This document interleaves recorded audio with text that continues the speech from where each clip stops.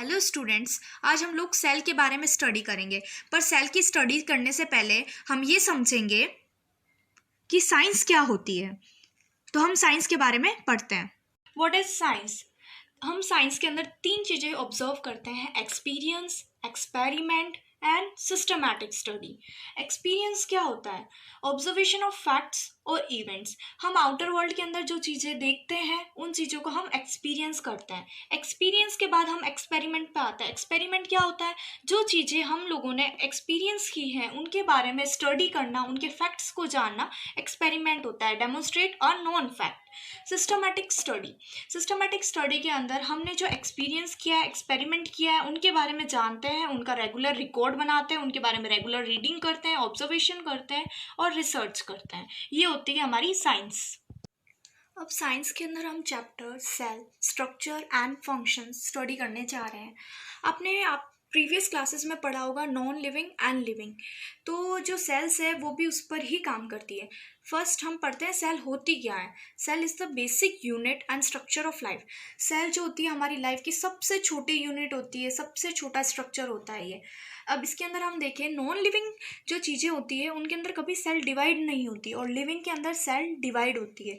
अब जैसे कि हम देख सकते हैं table chair as a example, तो टेबल चेयर के अंदर कभी सेल्स डिवाइड नहीं होती है। और लिविंग के अंदर हम देखें तो ह्यूमन बींग्स हैं, उनके अंदर जो सेल्स है वो डिवाइड होती रहती है। नॉन लिविंग के अंदर कभी रिप्रोडक्शन नहीं होता, लिविंग के अंदर रिप्रोडक्शन होता है, तो सेल्स भी डिवाइड होती रहती है।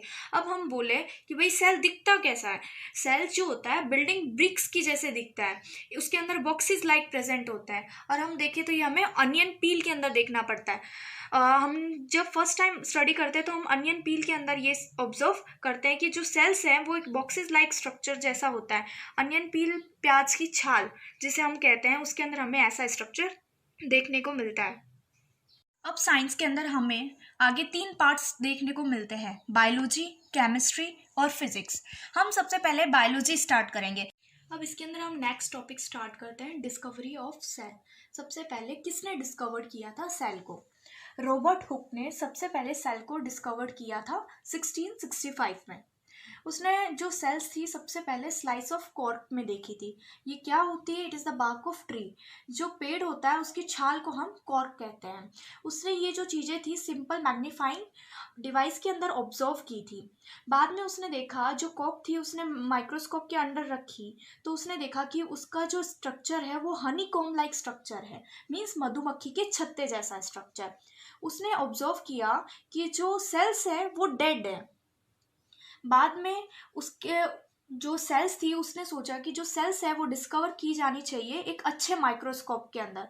इन सब चीज़ों के डिस्कवर होने के 150 ईयर्स के बाद में जितनी भी ऑब्जर्वेशंस की गई थी उनको वापस इम्प्रूव किया गया और अच्छे हाई मैग्निफिकेशन माइक्रोस्कोप के अंदर देखा गया था, जिससे विजिबिलिटी जो थी क्लियर थी और अच्छी तरीके से हम सेल्स को डिस्कवर कर सकते थे, स्टडी कर सकते थे। अब हम नेक्स्ट टॉपिक देखते हैं, द सेल। इनका स्ट्रक्चर सबसे पहले कैसा होता है? Brick like structure. और ये किसके अंदर देखने को मिलता है? हमें लिविंग ऑर्गेनिजम्स के अंदर। इनका जो स्ट्रक्चर होता है वो हम सोचते हैं कि जितने भी ब्रिक्स हैं वो एक जैसे होंगे, सिमिलर होंगे, पर जो इनकी शेप, साइज वगैरह होती है वो डिफरेंट होती है सबकी। अगर हम ऑब्जर्व करें कि हमारे जितने भी ऑर्गेनिज्म है लिविंग वर्ल्ड में वो सारे सेल्स के बने हुए होते हैं। जो सेल्स है लिविंग ऑर्गेनिज्म के अंदर उनका जो स्ट्रक्चर है वो एक कॉम्प्लेक्स स्ट्रक्चर है, बल्कि नॉन लिविंग में ऐसा नहीं होता।